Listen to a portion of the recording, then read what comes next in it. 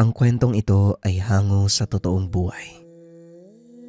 Mula ito sa isa nating kabayan na itago na lang natin sa pangalang Gabriel. Walang eksaktong taon, probinsya ng Capiz. Bilisan niyo, kilos.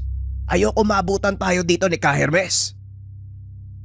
Bakit ka ba takot na takot sa Ka-Hermes na yun? Ano bang meron sa kanya? Hindi mo kilala si Ka-Hermes. Palibasa, dayo ka lang dito eh. Delikado kapag nahuli niya tayo. Siguradong kamatayan ang ibibigay niya sa atin. Oy Waldo, dalawa tayo. At kung sino man ang taong sinasabi mo, paniguradong nag-iisa lang siya. Ang laki ng katawan mo tapos natatakot ka. Hindi mo alam ang sinasabi mo, Simon. Ang mabuti pa, bilisan mo na lang dyan. Iwanan mo na ang ibang alahas. Marami naman tayong nakuha na eh. Eto na, tapos na nga. Sayang naman kung iiwan ko pa. Umalis na nga tayo dito. Umiiral na naman yung kaduwagan mo eh. Nagmamadali nang lumabas ang dalawang lalaki na nanloob sa isang tahanan ng mayamang negosyante sa bayan. Iginapos nila ang mga tao doon sa lugar. Talamak ang krimen sa lugar na ito dahil naglipa na ang mga sindikato, pati na rin ang mga halang ang kaluluwa. Walang kapangyarihan ang batas sa lugar na ito dahil bayaran ng malalaking sindikato ang kapulisan. Ngunit isang tao ang kinakatakutan ng mga halang ang kaluluwa. Walang iba kung hindi si Ka-Hermes. Palabas ng bakuran ng mansyon ang dalawang kawatan nang makasalubong nila ang isang maliit na lalaki. May hawak itong patpat sa kaliwang kamay, habang sa kanan naman may tangan itong bote ng alak. Saan kayo pupunta? Mukhang nagmamadali kayo ah. Saan kayo pupunta? Mukhang nagmamadali kayo ah. Wika ng lalaki. Biglang napahinto sa paglalakad ang dalawa. Umalis ka sa daraanan namin kung ayaw mong mapahamak. Halika na Waldo, ano pa bang tinatayo-tayo mo dyan? Si Wad. Siya ang sinasabi kong Ka-Hermes. Wika ni Waldo. Tumawa ng malakas ang lalaking nagngangalang Simon. Itinuro ang lalaking nakatayo sa kanilang harapan. Eto ba yung sinasabi mong Ka-Hermes? Kapag sinapak ko yan, tutumba na yan eh. Hoy kutong lupa, umalis ka sa dadaanan ko. Kung ayaw mong lasugin ko yung katawan mo. Wika ni Simon. Hindi umaalis sa kinakatayuan si Ka-Hermes. Sa halip ay naglakad ito papunta sa dalawa. Alam niyo bang masama ang pagnanakaw? Ang laki ng katawan niyo, bakit hindi kayo maghanap buhay ng maayos? Wika ni Ka-Hermes. Pwede ba? Huwag mo kaming pangaralan. Masyado kang pakialamero. Tugon ni Simon. Sabay suntok sa lalaki. Binitawan ni Ka-Hermes ang hawak na bote ng inumin. Sinalo ang kamay ng kawatan.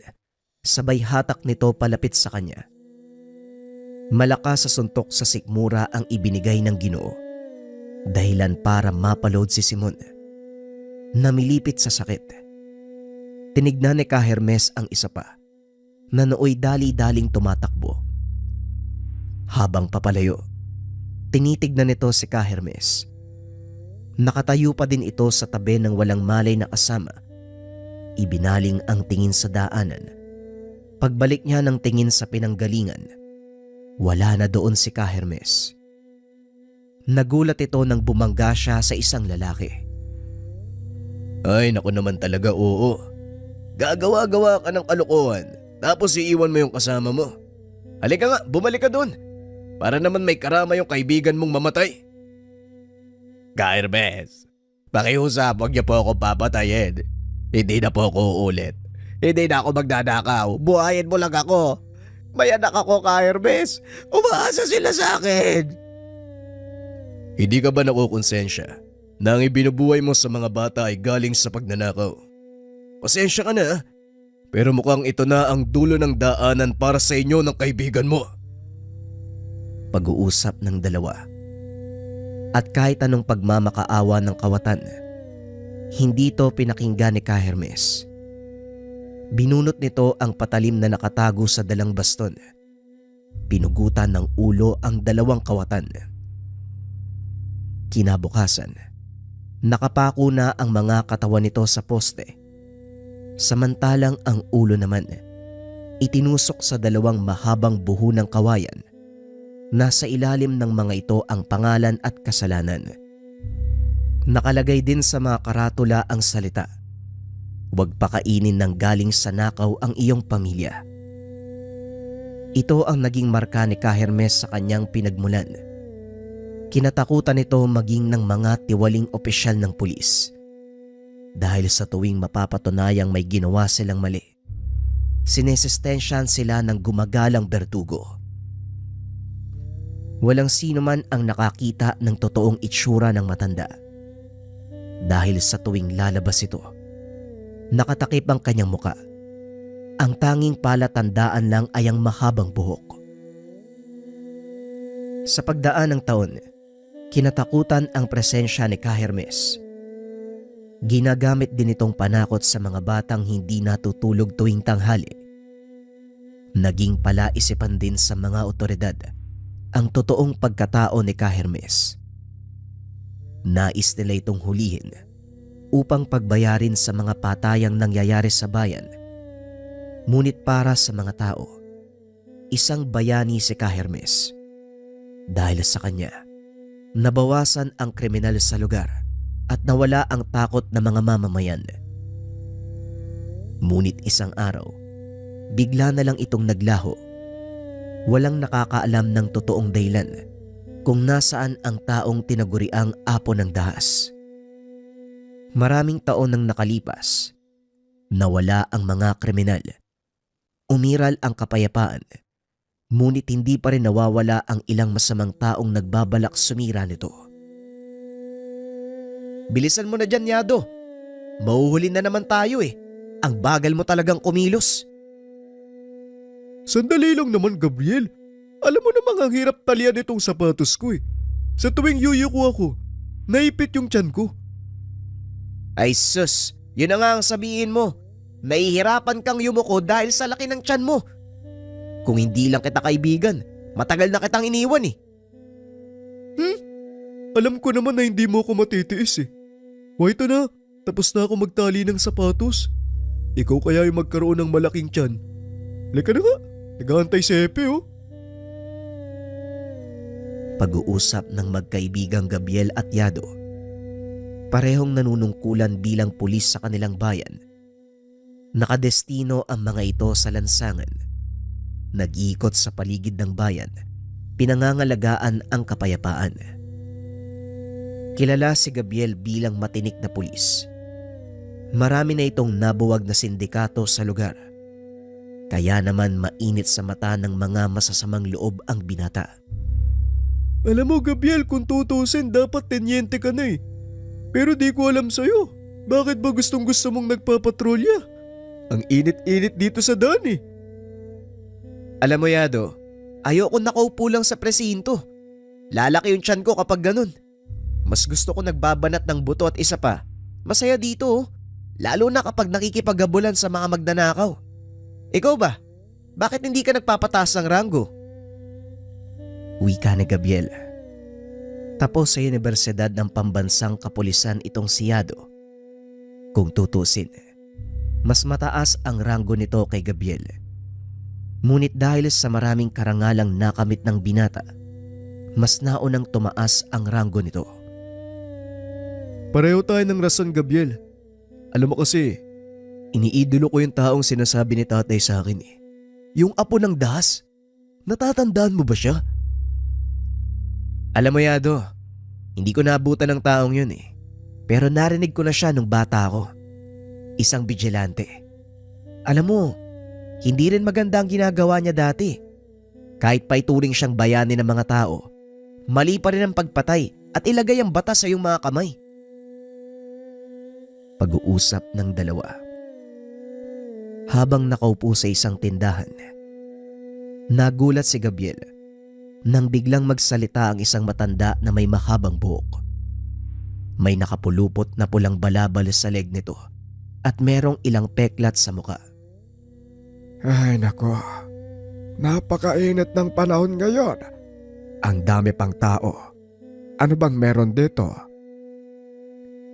Araw po kasi ng merkado ngayon, Manong. Tuwing Biyernes po, ganito kadami ang tao. Oo nga pala no.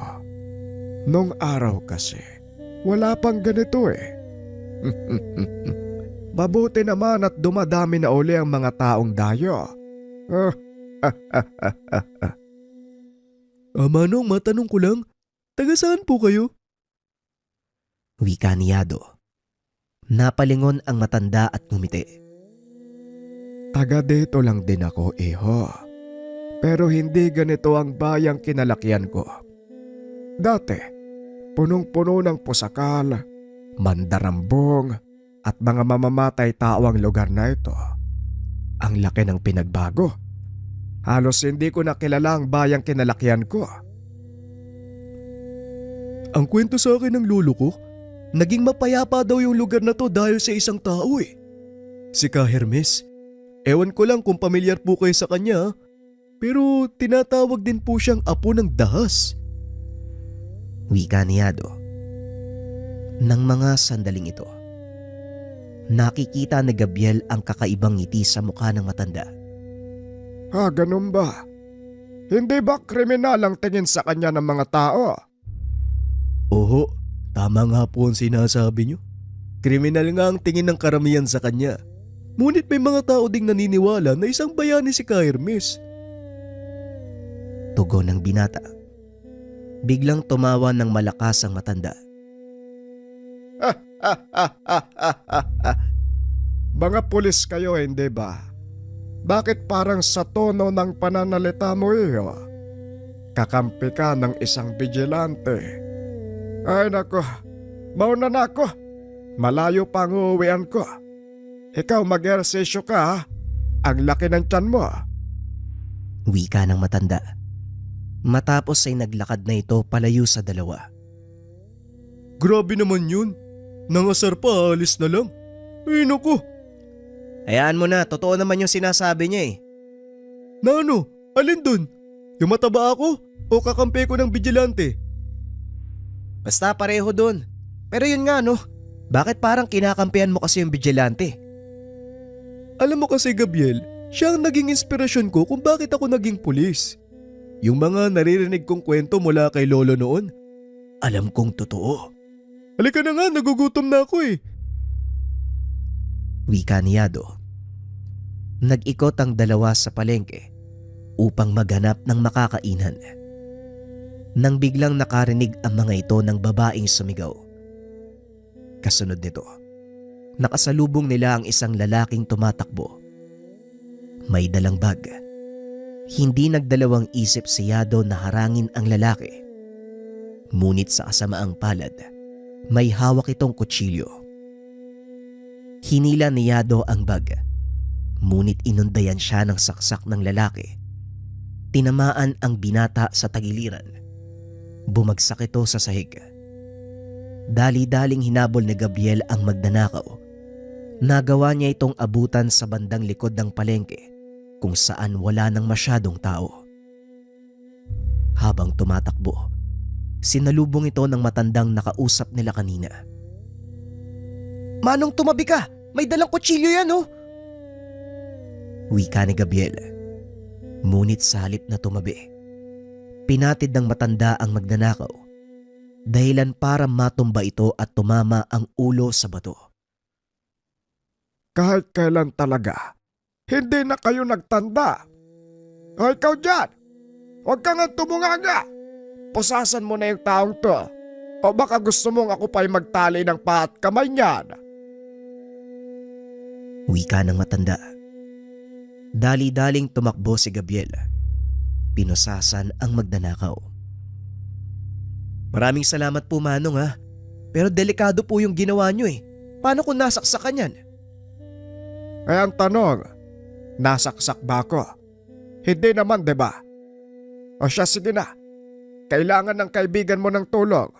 Baka lalo pang lumala ang kalagayan niya. Wika ng matanda. Naalala ni Gabriel na nasaksak si Yado, kaya dali-dali niya itong binalikan. Pagdating sa palengke, naroon na ang ilan sa mga kasama nila. Nadala sa ospital si Yado. Medyo malala ang tama ng kapareha mo. Kaya matatagalan bago siya makabalik sa trabaho.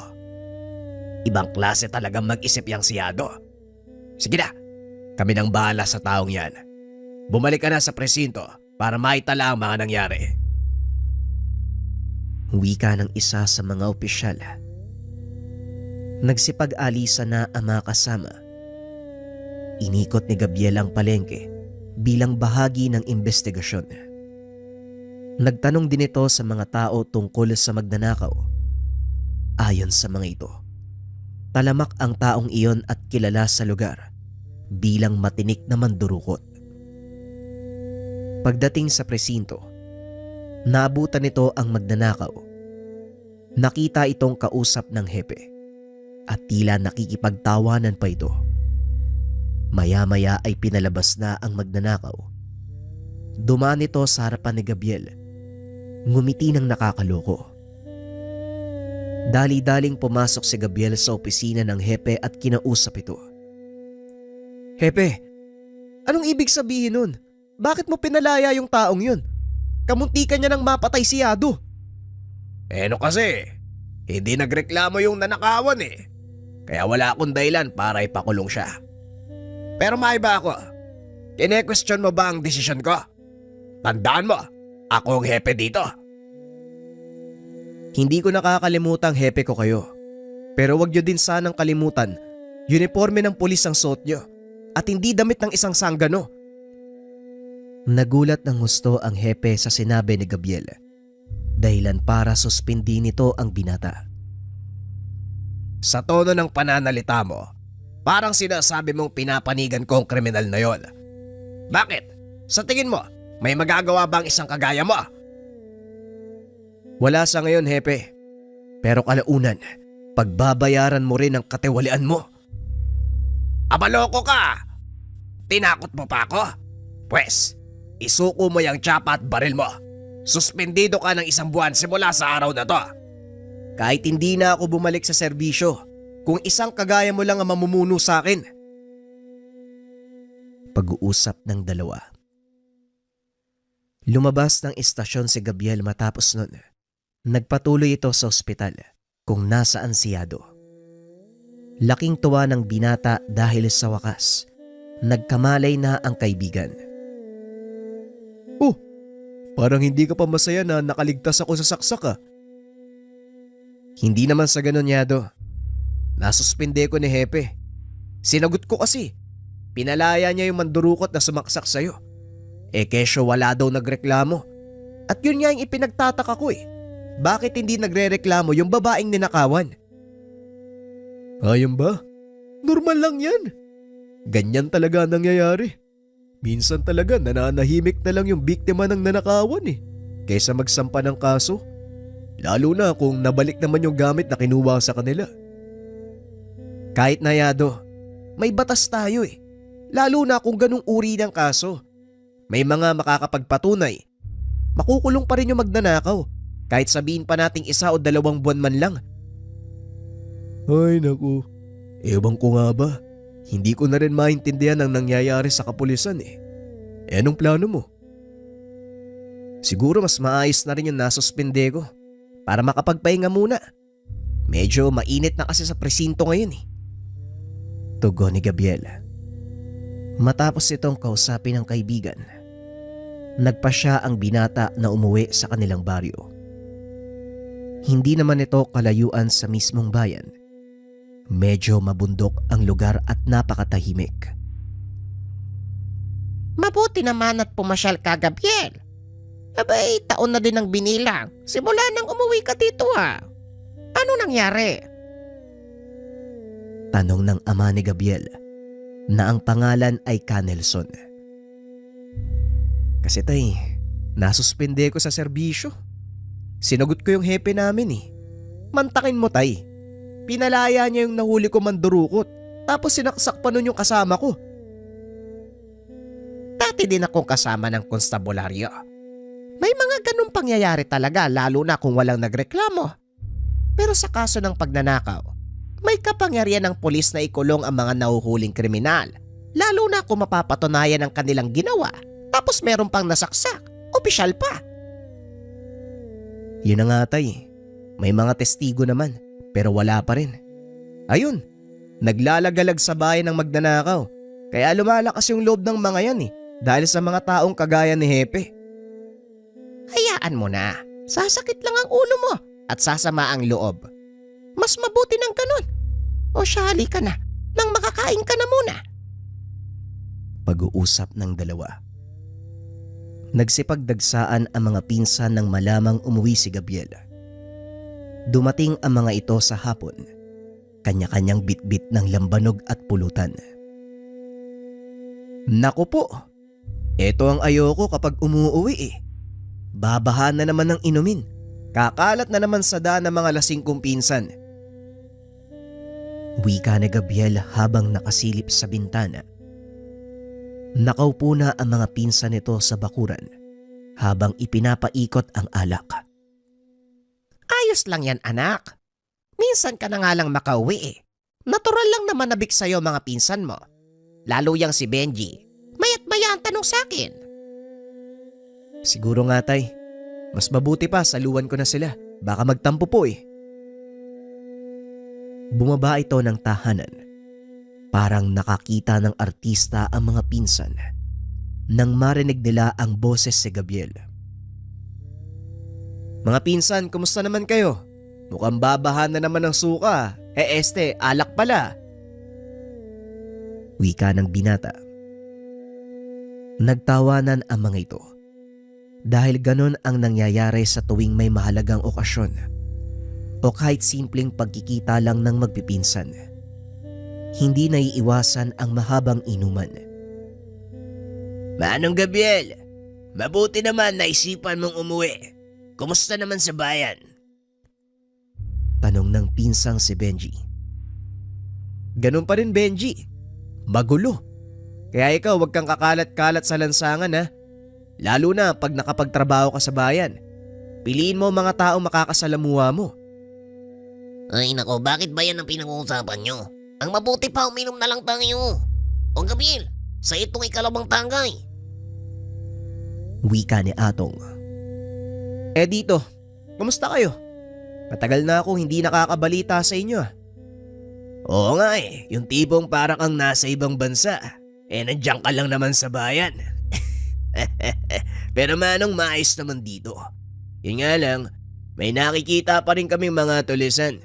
Minsan nakakaengkwentro sila ng mga rebelde mula sa kabilang bundok At saka, may isa pa pala akong gustong sabihin sa'yo. Naalala mo ba si Armando? Armando? Oo, yung mayamang bumili ng mga lupa sa kabilang baryo. O bakit? Anong meron sa kanya? Hindi lang sa kabilang baryong nabili ng taong yun. Yung ibang pagmamay-ari ng kamag-anak natin, naibenta na sa kanya. Yung katabi ng palayan nyo, saka yun sa amin, ibinenta ni tatay nung nagkasakit si nanay. Ganun ba? Nasabi nga sa akin ni tatay yan nang huli siyang bumaba sa bayan Bakit ba? Ano bang ginagawa ni Armando? Sa pilitan niyang pinapalis yung mga tao sa bahaging yun ng baryo. Kahit hindi pa nabibili ang lugar Ang dahilan niya, mapapasa kanya din naman daw yung mga lupa doon. Teka sandali sa pagkakatanda ko. Protektado ng pamahalaan ng lupaing katabi ng sakanyo, di ba? Paano nasabi ni Armando yun? Mukhang may mali dito Sigurado ka ba yan ang narinig mo? Mga tauhan niya mismo ang nagsabi nun. Pati nga si tatay kamunti ka ng mapahamak kung hindi lang dumating si Tio Nelson. Pag-uusap ng dalawa. Sinuporta naman ng mga pinsan ang sinabi ni Benji. Sa isip ng binata, malaking gulo ang mangyayari dahil kilala si Armando at ang kanyang angkan na protektor ng mga ilegal na aktibidad sa lugar. Sangkot sila sa malawakang pagputol ng puno sa iba't ibang bahagi ng bayan, maging mga pasugalan at kung ano-ano pang masamang gawain. Eh si Kapitan, anong ginagawa niya? Wala. Takot sa pamilya ni Armando. Isa pa, sunod-sunuran lang din naman si Kapitan sa mando ni Mayor eh. Kung nandito lang sana si Apo ng Das, hindi maghahari sa baryo natin ang mga taong gaya ni Armando. Wika ni Atong.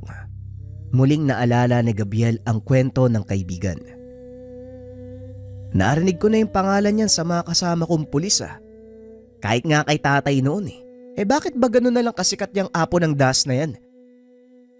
Alam mo, Gabriel, si Apo ng Das o mas kilala sa tawag na ka-Hermes, isa siya sa mga bayani ng bayan. Tanungin mo si tatay. Siya kasi talaga yung nakakaalam ng kwento nun eh.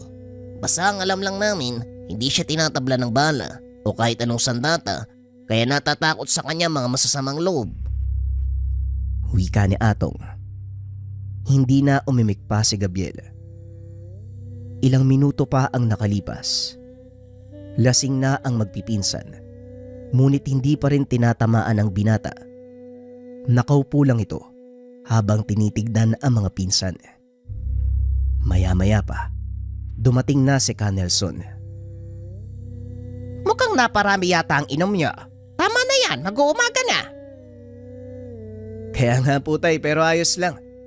Hindi na ako pumayag na magdagdag sila ng inumin. Nga pala, naalala kong nasabi mo sa akin noon yung tungkol kay Apo ng Das? Nabanggit kasi sa akin ni Atong kanina. Pwede mo bang sabihin sa akin tay kung paano mo siya nakilala? Nasa katungkulan ako ng mga sandaling yon bilang hepe. Bago pa man ako malagay sa ganong posisyon, maingay na ang haka-haka tungkol sa isang vigilanteng pumapatay ng mga kriminal. Pero dahil sabi-sabi lang, hindi ako gumawa ng aksyon. Pero isang araw, napilitan kaming tugisin siya nang mapatay ang konsehal sa bayan. Sangkot ang taong yan sa lahat ng uri ng ilegal na gawain. Nang pinasok namin ang bahay ng konsehal, may mga dalaga kaming nakita. Nakakulong ang mga ito sa isang silid. Ayon sa kanila, tinukot sila ng mga tauhan ng konsehal at ginawang parausan. Eh paano naman po yung kay Ka Hermes? Tapos na ang trabaho ko nung araw na yon. Pauwi na ako sa tinutuluyan. Bigla akong hinarang ng maliit na lalaki. Halos hanggang balikat ko lang yun eh. Hindi ko nakita ang itsura. Nakatakip. Binalaan niya ako. Huwag uuwi ng bahay dahil may nag-aabang na panganib. Kaunting pagbabalik tanaw. Nang mga sandaling ito, naglalakad si Mang Nelson pauwi nang salubungin ng isang lalaki. Ang mabuti pa, huwag ka na munang umuwi sa bahay mo. Nakabang doon ang mga tauhan ni Konsehal. Ikaw ang punterya nila. Teka, bakit naman? Anong kinalaman ko? Nag-iimbestiga lang ako ah. Tugon ng binatang si Nelson. Yun na nga ang dahilan eh. Ayaw na lang ituloy mo ang pag-iimbestiga. Dahil malalantad mo ang baho ng mga malaking tao sa likod ng konsehal. Alam ko nang nangyayari ang bagay na yan. Handa naman ako eh. Teka, sino ka ba? Hindi na mahalaga kung sino ko. Sundin mo na lang ang mga sinasabi ko kung gusto mo pang makitang lumaki ang anak mo. Matapos magsalita, umalis na ang lalaki. Sinunod ni Mang Nelson ang payo nito. Bumalik ang matanda sa presinto at doon nagpalipas ng gabi. Kinaumagahan, umuwi ito sa kanilang tahanan. Kinumpirma nga ng asawa na may kalalakihang umaaligid sa kanilang bakuran kagabi. Dahil sa banta ng panganib, nagpa siya si Mang Nelson na iuwi sa kanilang baryo ang mag-ina. Alam ng matanda, ligtas sila sa lugar na iyon. Nang hapon din na yun, muli siyang bumalik sa opisina at gaya ng inaasahan nito, bumisita ang alkalde sa kanyang tanggapan. Mayor, anong ginagawa niyo dito? Linggo ngayon ah, hindi ba dapat nagpapahinga kayo? Hindi makakapagantay ang gagawin ko, Hepe. Gusto kitang kausapin at sana pagbigyan mo ko. Sa kailingan ko, huwag kang mag-alala. Malaking gantimpala ang ibibigay ko sa'yo kapalit ng pakiusap na ito. Pakiusap, Mayor? Ano naman yun?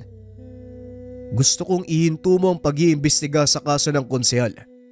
Yun lang naman ang gusto kong gawin mo. Ganun kasimple. Ganun lang kasimple. Pasensya na, Mayor Pero mukhang hindi ko mapagbibigyan ang kailingan mo. At isa pa, naipasa ko na ito sa mga mataas na otoridad Hawak na ng piskalya ang mga ebidensya. Mas makakabuti siguro kung sila ang kakausapin nyo. Alam kong may magagawa ka pa at kaya kong tumbasan ng salapi ang serbisyo mo. Sabihin mo sa akin, Hepe, magkano gusto mong bayad? Wika ng Mayor. Tinignan ni Nelson ang mga tauhan nito. Muli siyang nagsalita. Ulitin ko, Hepe. Hindi ako tumatanggap ng pabuya mula kanino man. At isa pa, kontento ako sa sinasahod ko bilang pulis. Kaya kung susuhulan mo ako, pasensya na. Pero makakaalis na kayo. Ayoko ng trapo sa loob ng opisina ko. Tandaan mo ang araw na ito, Hepe.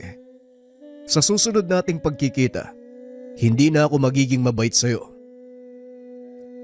Wika ng Mayor. Galit na galit itong lumabas ng tanggapan ni Mang Nelson. Bahagyang nakaramdam ng pag-aalala ang matanda dahil alam nito ang kayang gawin ng Mayor. Kinagabihan habang pauwi sa tinutuluyan, tinambangan nito ng ilang kalalakian. Pinagbabaril ang matanda. Ngunit maswerte itong nakapagtago sa likod ng sirang sasakyan kaya hindi siya napuruhan. Nagulat si Mang Nelson nang biglang tumigil ang putukan. Nang sumilip ito, nakita niyang nakabulagta na sa lupa ang mga taong nanambang sa kanya. Nakatayo sa harapan ng mga ito ang lalaking nagbigay ng babala. Sinabihan na kitang mag-ingat ka Pero maswerte ka pa rin dahil nandito ako sa lugar. Bilisan mo na. Umalis ka na dito. Dahil sa pangyayari, nagpa siya si Mang Nelson na magretiro ng maaga. Wala na ring nagawa pa ang alkalde dahil hinatulan ng piskalya ang lahat ng sangkot sa krimen. Maging ito ay nahuli. Balik tayo sa kasalukuyan. Yun ang una't huli kong inkwentro sa apo ng dahas. Saka ko palang nalaman na siya pala ang taong sinasabi na makasama ko. Pero tay, nakita niyo po ba yung mukha niya? Hindi, Gabriel. Nakatakip ng tela ang kanyang bibig. Ngunit kung muli kong makikita ang mga mata ng taong yon, siguradong makikilala ko siya. Pag-uusap ng mag-ama. Kinabukasan, inaya ni Benji si Gabriel na makidayo ng basketball sa kabilang baryo. At dahil wala namang gagawin sa tahanan, sumama ang binata. Habang nasa tindahan ang magpipinsan, nagkaroon ng kaguluhan. Isang lalaki ang nag-aamok. May hawak itong itak. Tinataga ang sinumang humarang. Biglang tumayo si Gabriel. Akmang bubunot sana ng sandata nang maalala nito na suspendido siya sa trabaho at wala ang baril. Nako, yan na naman si Emong. Gabriel, ang mabuti pa, huwag kang makialam Delikado ang taong yan. Mas marami yung masasaktan kapag walang pumigil dyan. Dito lang kayo, akong bahala. Tugon ni Gabriel. Dumampot ito ng kaperasong patpat. Nilapitan ang nagwawalang lalaki. Emong, ano ba yan? Bakit ka ba nag-aamok? Sino ka ba? Gusto mo ako pigilan? Subukan mo! Ibaba mo ang itak mo. Pag-usapan natin to, makikinig ako sa'yo. Hindi mo kayang lutasin ang problema ko, kaya manahimik ka! Tugon ni Emong sabay sugod sa binata. Mabilis na nakailag si Gabriel. Gamit ang patpat, pinalo nito ang kamay ng kalaban. Nabitawan ni Emong ang hawak na itak. Sa kasamaang palad, May patalim pa itong nakatago sa kanyang likod. Dali-dali itong binunot at inundayan ng saksak si Gabriel. Laking gulat ng binata. Biglang humarang ang isang matanda. Hawak nito ang kamay ni Emong. Ngunit bagyang bumaon sa tagiliran ang dulo ng patalim. Binali ng matanda ang kamay nito. Dahilan para mapasigaw sa sobrang sakit ang lalaki. Ay nako, yan ang nagagawa ng sobrang pag-inom. Nasaktan ka ba iho? Wika ng matanda habang sinasapo ang tagiliran. Ako nga po yung dapat magtanong sa inyo eh. Sumama po kayo sa akin. Gagamutin po natin ang sugat nyo. Wika ni Gabriel. Pagdating nila sa tahanan, ipinatawag nito ang pinsang nagtatrabaho sa klinika. Mabuti na lang, hindi ganon kalalim ang natamong sugat. Kaya naman mabilis itong nalunasan. Mabuti na lang at hapaw ang sugat mo, Manong. Bakit mo ba kasi sinalo yung kutsilyo? Ang laking tao pa naman nun. Nakasanayan na ng katawan ko eh. Kusang kumikilos pag may nakitang taong nangangailangan ng tulong. Huwag kang mag-alala. Maya-maya lang gagaling na yung sugat ko. Ay naku, Manong, ang mabuti pa magpahinga ka. Salamat sa pagligtas mo sa akin, ha. Nga po pala, ano pong pangalan mo? Tawagin mo na lang akong Kamunding. Ayos lang ako. Gaya ng sinabi ko, gagaling din kagad ang sugat na ito. Habang nag-uusap ang dalawa, dumating si Mang Nelson. Nagulat ito nang makita ang matanda. Nagkatitigan ng dalawa. Parang binuhusan ng malamig na tubig si Mang Nelson. Nakilala niya kung sino ang panauhin ng anak. Ikaw nga! Hindi ako maaaring magkabali. Anong ginagawa mo dito sa baryo namin? Hepe, mahabang panahon na ding hindi kita nakita. Kumusta? Gabriel! Saan mo nakita ang taong yan? Hindi pinapansin ni Mang Nelson ang matanda dahil nakatuon ang isipan sa binata. Tinulungan po ko ni Kamunding kanina eh. Yung Emong na yun nag-aamok na naman. Mabuti na nga lang nasalo niya yung kutsilyo eh. Kung hindi baka nagkalat na yung bituka ko sa daanan. Munding! Hindi Munding ang pangalan ng taong yan, kundi Hermes. Kilala siya bilang apo ng dahas.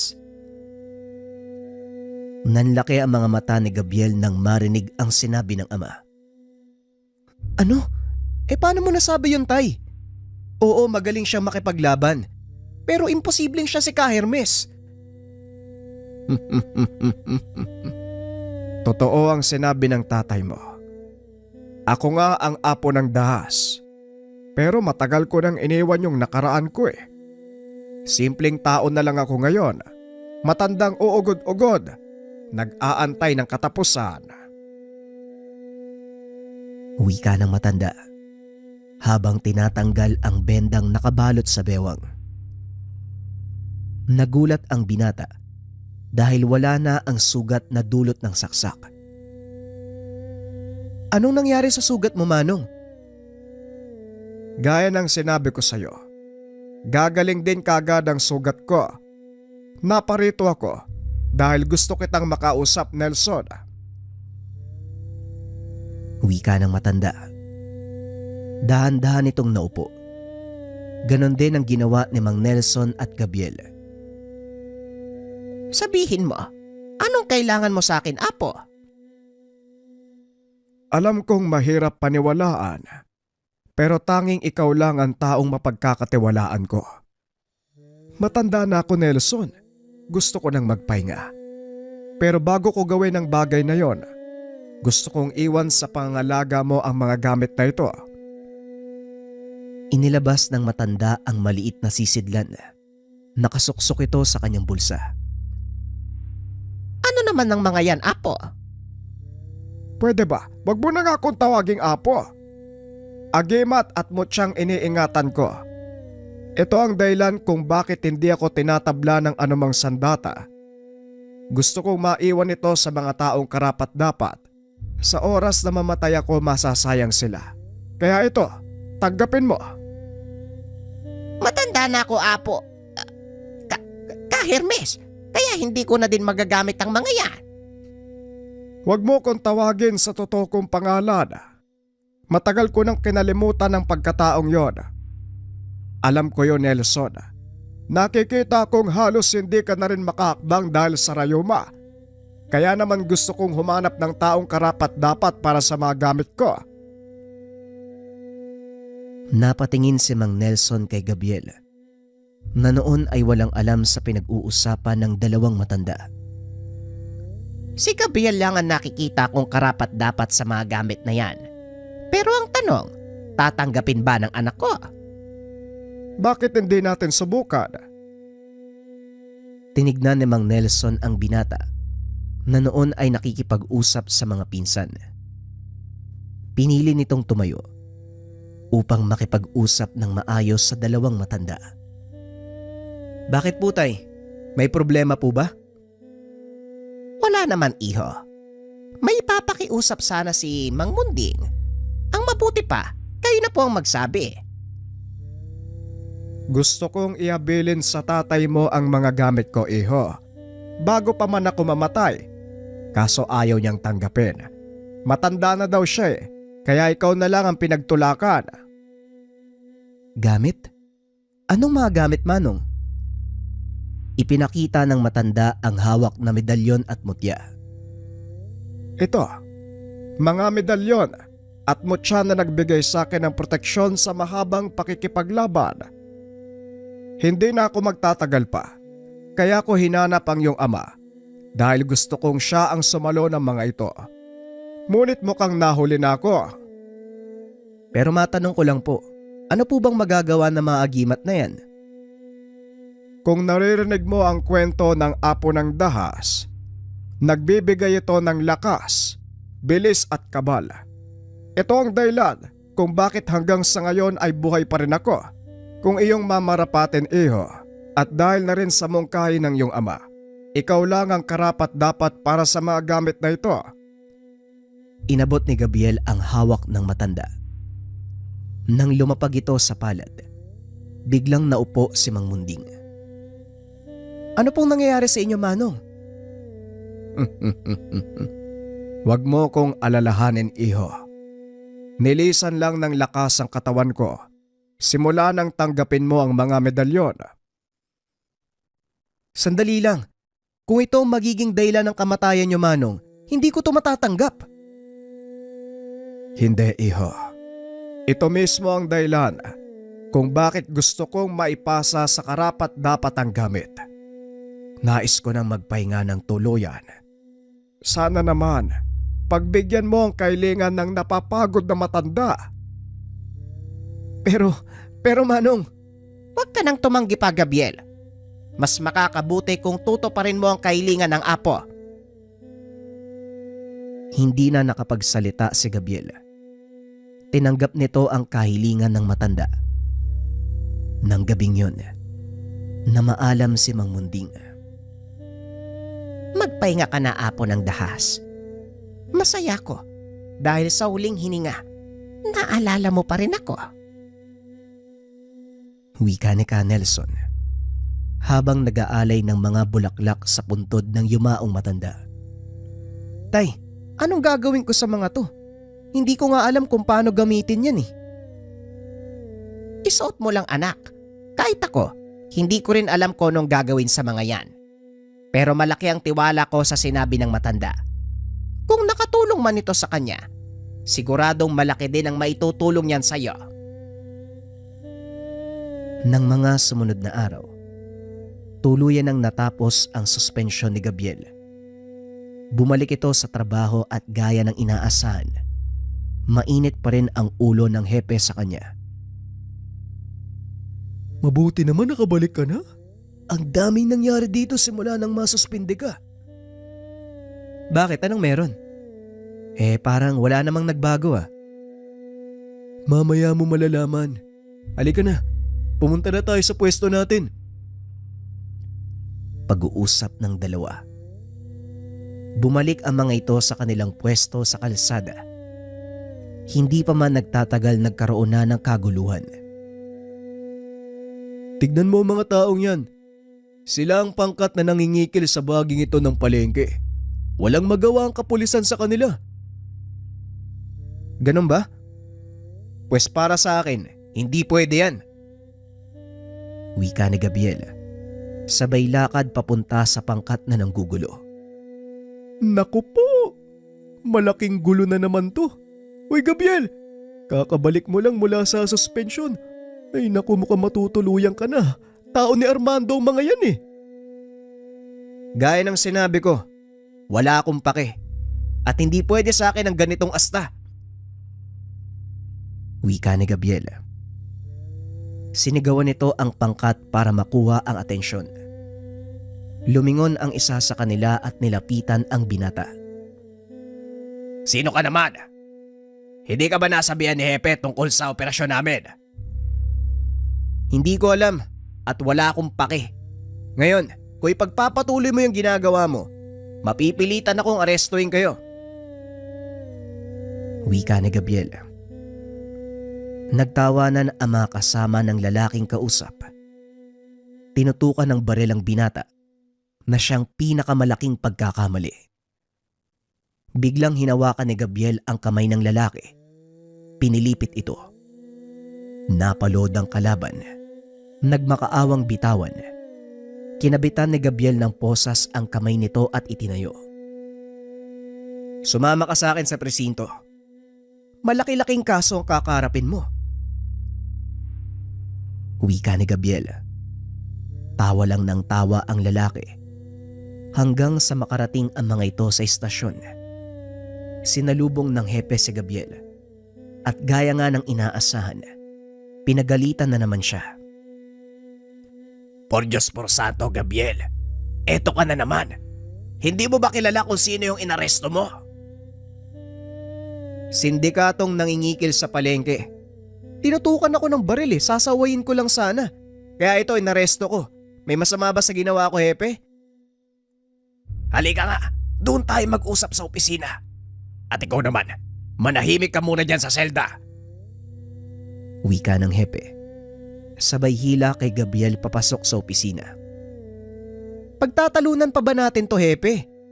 Malinaw na may batas na nilabag ang taong yun. Bakit nyo kinakampihan?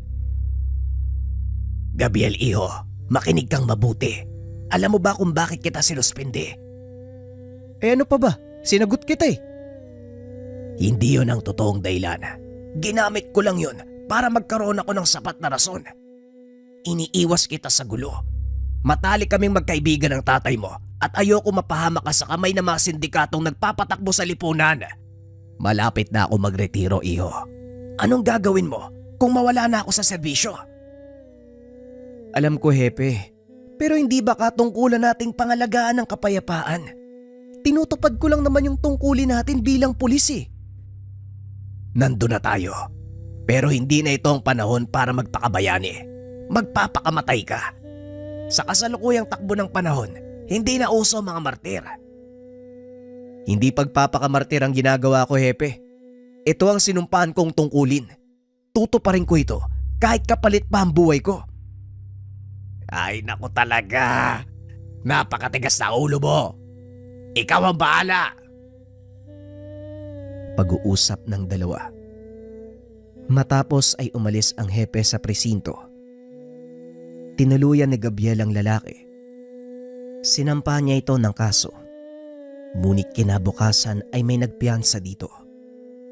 Hapon ng mga sandaling iyon, kakatapos lang ni Gabriel ng trabaho sa opisina. Naunang umuwi si Yado dahil kailangan itong sunduin ang ina sa ospital. Naglakad palabas ang binata nang bigla itong pagbabarilin ng hindi kilalang kalalakian. Ramdam ni Gabriel ang tama ng bala sa katawan. Ngunit hindi ito tumatagos. Ni isang galos ay wala. Dali-daling binunot ni Gabriel ang baril upang gumante ng putok. Tinamaan nito ang nagmamaneho dahilan para bumangga ang sinasakyan sa poste. Nagsipaglabasan ang mga kasamahan ng binata. Gumante ng putok. Habang si Gabriel naglakad papunta sa mga sugatang kalaban. Nakita nito ang lalaking ikinulong na wala ng buhay. Alam ng binata na siya ang sadya ng mga ito. Tinanong niya kung sino ang nag-utos. Iisa lang ang sinabi ng mga nakaligtas na kalaban. Sabi ko na nga ba si Armando ang may gawa nito. Paano ba naman kasi? Pinakulong mo yung pamangkin niya Pero sandali lang pare Ang sabi ng mga kasama natin, halos sinalumong lahat ng bala. Paano nangyari yun? Wala kang sugat. Hindi ko rin alam Yado Hindi yan ang mahalaga sa akin ngayon. Iniisip ko kung paano natin mapipigilan si Armando. Malaking isda ang gusto mong huliin, Gabriel. Hindi ako sigurado kung makakatulong ako. Pero may gaganaping salo-salo sa bahay ni Mayo at siguradong dadalo si Armando. Kung ganon, dadalo ko. Maiwan ka Yado dahil labas na ito sa trabaho natin. Mag-iingat ka, Gabriel. Pasensya na kung hindi kita masasamahan sa pagkakataong yan. Pinangangalagaan ko lang ang propesyon ko. Naiintindihan ko Yado at ako ang bahala. Nga pala, pakibigay nitong tsapa at baril ko kay Hepe. Sabihin mo magbibitiw na ako sa tungkulin. Ayoko madamay kayo sa gagawin ko. Wika ni Gabriel. Hindi na ito nagawang pigilan ni Yado. Nang sumunod na araw, dumalo ang binata sa pagtitipon. Naroon ang malalaking negosyanteng namumuhunan sa bayan. Ngunit ang punterya ni Gabriel, walang iba kung hindi si Armando. Sa mga nagdaang araw, nag-ipon ng sapat na ebidensya ang binata. Napatunayan nito ang lahat na iligal na aktibidad ng mayamang negosyante. At dahil walang magawa ang pamahalaan, si Gabriel na mismo ang kumilos para putulin ang ugat ng krimen sa bayang iyon. Tahimik na nagmamasid sa sulok ang binata upang hindi makilala. Nagpanggap itong tagasilbi at nagtakip ng bibig. Nang magkaroon ng pagkakataon, nilapitan ni Gabriel si Armando. Walang pagdadalawang isip na ginilitan ng leeg. Nagsigawan ang mga tao nang makitang nakahandusay na sa sahig ang katawan ng mayamang negosyante. Dali-daling lumabas sa lugar si Gabriel. Sinalubong ito ng mga armadong kalalakian at pinaulanan ng bala. Inakala ng binata na yun na ang katapusan, ngunit nagulat ito. Dahil tila lumalagpas lang sa kanya ang bala ng mga kalaban. Ni isa sa mga ito, walang tumama sa katawan ng binata. Mabilis na nakaalis sa lugar si Gabriel. At nang sumunod na mga gabi, muli nitong binalikan ang mga natitirang taga-suporta ni Armando. Sunod-sunod na patayan ang lumantad. Nakarating sa Hepe ang pangyayari. Bahagya itong napangiti. Sa wakas, bumalik na ang apo ng dahas. Muling nabalot ng takot ang mga kriminal. Lalo pa nang malaman nila, isa-isang namamatay ang pinuno ng malaking sindikato. May ilang nakakasaksi sa kaganapan. At gaya ng sinaunang kwento, hindi tinatabla ng sandata ang vigilante. Tumatak sa isipan ng mga tao ang pangalan ng Apo Dahas. Ngunit wala ni isa sa kanila ang totoong nakakakilala. Sa paglipas ng panahon, muling umiral ang kapayapaan. Tuluyang nawala ang katiwalian. Humupa ang krimen sa bayan. Malaking tulong sa kapulisan ang ginawa ni Gabriel. Para sa karamihan, itinuturing nilang bayani si Gabriel o mas kilala sa katawagan na Apo ng Dahas. Mga kabayan, hanggang December 22 na lang ang sale sa Likha Merchandise. Sayang naman kung hindi ka pa nakakahabol mga kabayan, almost 1,000 to 1,500 ang discount hanggang December 22. Kaya kung naghahanap ka ng panregalo mga kabayan na makakatulong sa ibang tao, I-check mo na habang nakasale pa tayo hanggang December 22. Lahat na nakikita nyo sa screen mga kabayan, parte yan ng sale natin ngayong December. At nga pala mga kabayan, para sa mga naghahanap ng sideline at gustong mag-affiliate, available na for affiliate itong incenso candle for cleansing natin, color yellow or color red, pati rin yung ating incenso candle tea light version yung maliliit. Search nyo lang Likha Merchandise mga kabayan, hanapin nyo itong mga candles na to at available na siya for affiliate. Again mga kabayan, may oras pa kayo para humabol sa sale natin hanggang December 22. Huwag nyo sayangin yung pagkakataon, i-search nyo lang Likha Merchandise.